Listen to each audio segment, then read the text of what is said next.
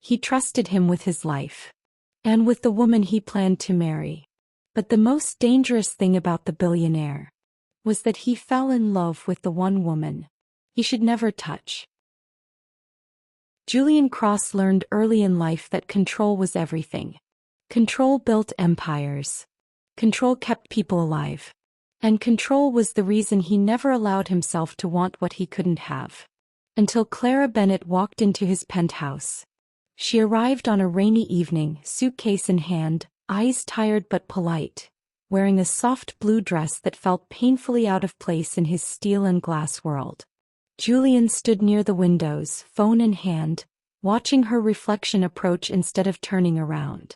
"Julian," she said gently. "Thank you for letting me stay." He turned then and felt the mistake immediately. Claire was beautiful in a quiet way. Not sharp. Not calculated. Warm. The kind of warmth Julian had spent years avoiding. She smiled at him like he was safe. That was dangerous. "You don't have to thank me," he replied coolly. Ethan asked. "That's enough." She nodded, unaware of how tightly his jaw was clenched. Ethan Moore. His best friend since childhood. The only man Julian trusted without hesitation. And the man Claire was going to marry. The arrangement was temporary. Clara's apartment was being renovated. Ethan was overseas closing a deal. Julian's penthouse was secure, discreet and convenient. Logical. Safe. Uncomplicated. That's what Julian told himself as he explained the house rules. "You'll have the guest suite," he said. "You can use anything you need. Staff will stay out of your way." She hesitated. "I don't want to be a burden." "You won't be," he replied. Then after a pause he didn't intend to take, he added quietly, "There's just one rule." Claire looked up at him. Her eyes were calm. Curious. Julian forced himself to meet them. "You are completely off limits," he said. "To me. In every way." A flicker of surprise crossed her face, followed by an awkward smile. "I wouldn't have thought otherwise." Good, Julian thought. As I already have. The first crack came that night. Julian worked late as always. Numbers, screens, decisions that could ruin men twice his size. Around midnight he stepped into the kitchen for water and stopped. Claire was there. Barefoot. Wrapped in one of Ethan's old shirts. Hair loose around her shoulders as she poured tea, unaware she wasn't alone. For a split second Julian forgot how to breathe. She turned. "Oh, I'm sorry. I didn't know you were still up." "I always am," he said, voice rougher than intended. She smiled apologetically. "I couldn't sleep." Neither could he now. They stood there in silence, the space between them suddenly charged with something unspoken. Julian noticed everything. The way she tucked hair behind her ear, the faint crease between her brows, the softness in her expression. This was wrong. He stepped back first. "You should get some rest," he said. Clara nodded. "Good night, Julian." She walked past him close enough that her arm brushed his. It was accidental. Brief. But Julian felt it like a spark under his skin. He stayed in the kitchen long after she left, hand gripping the counter, reminding himself of the truth. He belonged to Ethan. He trusted him. And touching her, even wanting her, would make him the most dangerous man in the room. Because the one thing Julian Cross never forgave was betrayal.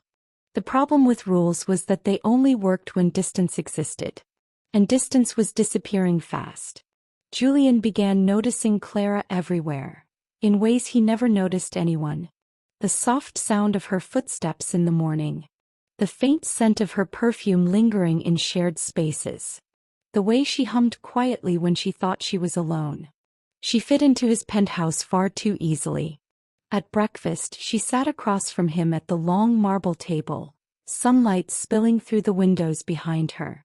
She talked about Ethan, his laugh, his optimism, the wedding plans waiting once he returned. Julian listened, nodding at the right moments, forcing himself to be the loyal friend. But every time she smiled, something twisted painfully in his chest. "You're very quiet," Clara said one morning. "I always am," Julian replied. She studied him for a second, then smiled softly. You don't have to be with me. He almost laughed. The nights were worse. One evening, a storm knocked out the power in part of the penthouse. Emergency lights flickered on, bathing the space in dim gold. Julian found Clara in the living room, curled up on the couch, knees drawn to her chest. Storms make me nervous, she admitted quietly. Without thinking, Julian sat beside her. Not touching. Not close. But close enough to feel her warmth. You're safe here, he said. She glanced at him. You say that like you're sure. I am. Thunder cracked outside. Clara flinched and instinctively reached for his arm. The contact was brief. A reflex. But neither of them pulled away immediately. Julian's muscles locked. His breath slowed. Every instinct screamed at him to move, to respect the line he'd drawn. Clara noticed his tension and withdrew her hand quickly. I'm sorry. No, he said too fast. It's fine. It wasn't. Days later, Julian came home injured. A split lip, bruised knuckles. Clara noticed instantly. What happened to you? She asked, stepping closer. Work, he said flatly. She didn't believe him. She guided him to the kitchen, gently pressing a cold cloth to his face. Her touch was careful, intimate in a way that had nothing to do with desire, and that made it worse. You don't have to do this, Julian murmured. I want to, she replied simply. Her eyes met his. Too close. Too soft. Julian reached up, stopping just short of touching her cheek. His hand hovered in the air between them. This can't happen, he said quietly. Clara swallowed. I know. Neither of them moved. The moment stretched, fragile, electric, until Clara stepped back, breaking it. You're a good man, Julian, she said. Ethan's lucky to have you. The words felt like a knife. That night, Julian stood alone in his bedroom, staring out at the city lights, realizing the truth he'd been avoiding. He wasn't afraid of losing control. He was afraid of how badly he wanted to. Because Clara Bennett wasn't just off-limits anymore. She was becoming his weakness. Clara hadn't expected Julian to be kind. Polite, yes. Distant, maybe. But kindness, the quiet kind, caught her off guard. He remembered how she took her coffee. He made sure meetings never ran late when he knew she was alone in the penthouse. When she mentioned missing the park near her old apartment, a car waited downstairs the next morning. She told herself it was just who he was. But the way his eyes softened when he looked at her told a different story. They began spending time together without naming it as such. Shared breakfasts. Late-night conversations that started with small talk and ended somewhere deeper. Julian spoke little about himself, but when he did, it felt intentional, like he was choosing his words carefully. You don't talk about your family, Clara noted one evening. Julian's expression darkened. There's not much to say. That usually means there is, she replied gently. He studied her for a moment, then exhaled slowly. People close to me don't stay close for long. Clara felt something tighten in her chest. Maybe they just didn't know how. Julian looked away, jaw tense. No one had ever said that to him before. The first real crack came when Ethan called. Julian stood across the room as Clara answered, watching her smile bloom at the sound of her fiancé's voice. She laughed softly, spinning away toward the window, speaking about wedding plans and missed flights. Julian hated himself for the jealousy that rose in his chest. When the call ended, Clara turned back toward him, her smile fading slightly. You okay? She asked. Yes, he lied. She didn't push, but she noticed. That night, Clara dreamed of Julian. Not inappropriately. Just there. Standing beside her. Steady. Silent. Watching her like she mattered. She woke with guilt sitting heavy on her heart. A few days later, they attended a private charity event together, Ethan's request. Julian insisted it was business. Clara wore a simple black dress, elegant and understated. When Julian saw her, he stopped mid-sentence. For a brief, dangerous second he forgot who she belonged to. You look, he paused, then corrected himself. Appropriate. Clara smiled faintly. That's a compliment. For you. The event was crowded. Powerful people. Whispered conversations. More than once someone looked at them and assumed. Julian's hand hovered near the small of her back as they moved through the room. Not touching, never touching, but always there. Too aware.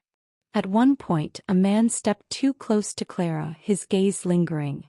Julian reacted instantly, placing himself between them, voice calm but unmistakably threatening. She's with me. The words echoed louder than they should have. Clara looked up at him, startled. Later, in the car, silence filled the space between them. You didn't have to do that, she said. Yes, I did, Julian replied. Why? He didn't answer. Because admitting the truth would break everything. Back at the penthouse, tension followed them inside. Clara stopped near the doorway, turning to face him. Julian, something's changed. He stiffened. Nothing has. That's not true, she said softly. You're not the kind of man who pretends. He took a step back, putting space between them like it physically hurt to stay close. This ends now, he said. We've crossed lines we shouldn't have approached. Clara swallowed hard. I don't want to hurt Ethan. Neither do I, Julian thought. I just need distance, he continued. From you. The pain in her eyes nearly undid him. I understand, she whispered. She walked away without looking back. Julian stood alone in the penthouse, realizing the cruel truth too late. Distance didn't weaken what he felt. It made it impossible to ignore. Because the line he was trying to protect? It had already moved. And both of them knew it. The first threat arrived quietly. A black envelope slipped under the penthouse door while Julian was out. No return address. No message inside. Just a single photograph. Clara. Taken from across the street. Her breath caught as she stared at it, hands trembling. She hadn't heard anyone. Hadn't noticed anything unusual. That frightened her more than the image itself. When Julian returned, one look at her face told him something was wrong. She handed him the envelope without a word. Julian's expression changed instantly, not to fear but to something colder. Sharper. A look Clara had never seen directed at her before. Did anyone approach you? He asked. No. Call you? No. His jaw tightened. Pack a bag. Julian. Now. There was no arguing with him like this. He moved her into the secure wing of the penthouse that night. Extra guards. Restricted access. Systems she didn't even know existed hummed quietly behind the walls. This is temporary, Julian said, though his tone suggested nothing felt temporary anymore. Until I find out who did this. Is it because of Ethan? Clara asked carefully. Julian paused. It's because of me. That answer unsettled her more than the photograph. She began to see another side of Julian, one that didn't belong to boardrooms or quiet dinners. He spoke in clipped sentences on encrypted calls. Men listened when he spoke. Problems disappeared. And always his first question was about her. She hasn't left the building. She's safe. No, she stays with me. One night the power cut out completely. Not a flicker. A full blackout. Clara's heart jumped as darkness swallowed the room. Before she could move, she felt Julian's hands on her shoulders. Firm, grounding. Stay still, he said quietly. I've got you. The emergency lights kicked in moments later, but neither of them moved away immediately. His hands were still there. Thought. Protective. Too intimate. Clara's voice was barely a whisper. Julian. He released her at once, stepping back like he'd crossed a line. I'm sorry. No, she said softly. I'm not. Their eyes met, and the air between them felt dangerously thin. The next attack wasn't subtle. A car followed them after a meeting. Too close, too persistent. Julian noticed immediately, taking sharp turns until the vehicle backed off. Clara watched his reflection in the glass, calm but lethal. "This is my fault," she said quietly. "No," Julian replied. "This is the cost of being near me." That night Clara couldn't sleep. Fear crept in when the penthouse was too quiet. She found Julian in the living room, sitting in the dark, city lights outlining his silhouette. "Can I sit?" she asked. He nodded. She curled up on the opposite end of the couch, hugging a pillow to her chest. After a moment Julian spoke. "I should have sent you somewhere else," he said. "Far from me." "But you didn't." "No." "Why?" Julian looked at her, then really looked at her. "Because every instinct I have refuses to put you out of my sight." Her breath caught. Carefully, hesitantly, she leaned into him. Just enough for her shoulder to brush his arm. He didn't move away. For the first time, Julian rested his hand lightly over hers. Not gripping. Not claiming. Just there. A promise without words. Outside danger waited. Inside something irreversible had begun. Because Julian Cross wasn't just protecting Clara anymore. He was choosing her. And that choice would cost him everything. Julian told himself the tension would fade. That if he kept busy, meetings, calls, travel, it would loosen its grip. But the opposite happened. The more danger circled Clara, the closer she stayed. And the closer she stayed, the harder it became to pretend this was just protection. Claire noticed it too. The way Julian's gaze lingered longer than it should. The way his jaw tightened whenever Ethan's name came up. The silence between them grew heavier, filled with things neither dared say out loud. The breaking point came unexpectedly. Ethan returned early. Clara had barely finished the call when she rushed into the living room, excitement lighting her face. "He's back," she said. "He'll be here tomorrow." Julian felt it like a physical blow. "That's good," he replied evenly. "It is," she agreed, but something in her voice wavered. "He wants us to have dinner. All three of us." Julian nodded. "Of course." That night sleep refused to come. The dinner was flawless on the surface. Laughter. Stories. Old memories between Julian and Ethan that Clara listened to with a smile. Julian played his role perfectly, supportive, loyal, distant. But when Ethan stepped away to take a call, silence fell. Clara met Julian's eyes across the table. "You're different," she said quietly. Julian's voice was low. "So are you." They held each other's gaze a second too long. When Ethan returned, something unspoken lingered between them, charged and unresolved. Later that night, Clara found Julian alone on the terrace. "I don't want to lie to him," she said softly. Julian's hands gripped the railing. "Neither do I." "Then why does this feel like one?" "Because it is," he thought. He turned to face her. "Nothing has happened." "But something is happening," she said. The truth hung between them, fragile and dangerous. The next day Claire went out with Ethan. Shopping, lunch, normal things. Julian watched from a distance, a tight knot forming in his chest as he saw Ethan's hand on her back, his laughter easy and unaware. Jealousy burned, sharp and unfamiliar. That night, Clara returned late, eyes thoughtful, quieter than usual. Julian found her in the kitchen, standing in the dim light. "You okay?" he asked. "I should be happy," she said. "But I feel conflicted." Julian stepped closer before he could stop himself. "Clara." She looked up at him, eyes searching his face. "If things were different," she whispered, "would you want me?" The question shattered the last wall of control he had. Julian exhaled slowly. "Yes." The word fell between them like a confession. He reached out, stopping just short of touching her cheek. His hand trembled. "But wanting you," he continued, voice rough, "is the one thing I can't allow myself to act on." Clara leaned in, resting her forehead against his chest. The contact was innocent, devastatingly so. Julian closed his eyes. He wrapped his arms around her, careful, restrained, holding her like something precious and forbidden. She clung to him in return, fingers curling into his jacket, heart pounding. They stayed like that for a long moment. No kisses. No promises. Just two people holding on to each other in a silence filled with everything they couldn't have. When Clara finally pulled away, her eyes were wet. "This has to stop," she said. Julian nodded. "I know." But as she walked away, one truth was undeniable.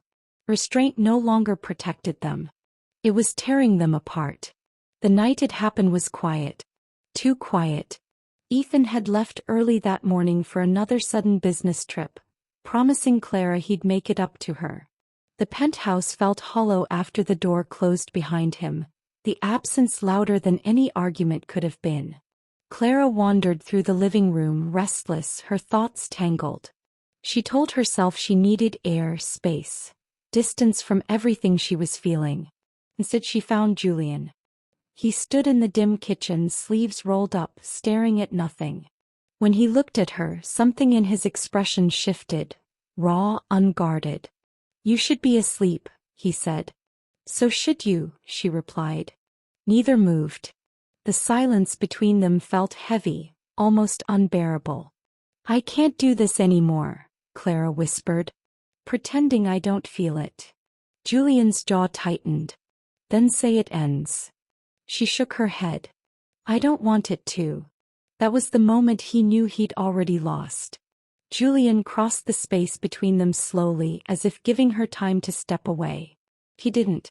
When he stopped in front of her, close enough to feel her breath, his hands hovered at her sides, waiting for permission he knew he shouldn't take. "Tell me to stop," he murmured. Clara lifted her hand, fingers brushing his wrist. The contact was light, trembling. "Don't," she said. That was all it took. Julian cupped her face gently, like she was something fragile, something sacred. When he kissed her, it wasn't rushed or hungry. It was careful, aching, full of everything he'd been denying himself. Clara melted into him, her hands gripping his jacket as if grounding herself. The kiss deepened slowly, their breaths uneven, hearts racing in the same terrified rhythm. When Julian pulled back, his forehead rested against hers. "This changes everything," he whispered. "I know," she said. He wrapped his arms around her, holding her tightly now, no longer pretending distance could save them. She pressed her face into his shoulder, fingers curling into his shirt, the warmth of him both comforting and dangerous. For a moment the world disappeared. No loyalties. No rules. No guilt. Just them. Then reality came crashing back. Julian stepped away abruptly, running a hand through his hair. "We can't let this happen again." Claire's chest ached. "Do you regret it?" He looked at her, eyes dark and honest. "No. That's the problem." She nodded slowly, tears threatening. "Then we're already in trouble." They parted that night without another word, retreating to separate rooms like distance could undo what they'd just done. But sleep didn't come. Because once the line had been crossed, once they'd tasted what they were denying, there was no going back. And somewhere in the quiet penthouse, love turned into a secret that could destroy all three of them. The days after the kiss were unbearable. Julian avoided Claire with precision. Different schedules. Different rooms. Conversations kept short and professional.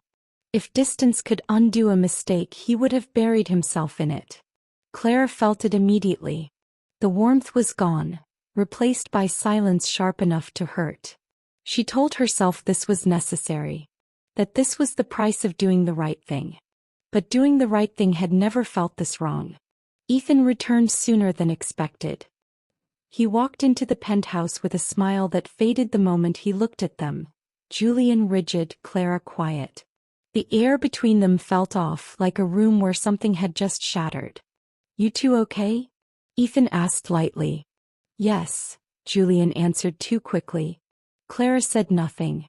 Ethan noticed. That night, Ethan found Clara on the balcony, staring out at the city lights. "You've been distant," he said gently. "Did I do something?" She turned toward him, guilt flooding her chest. No. You didn't. Then what is it? He wanted to tell him everything. To confess.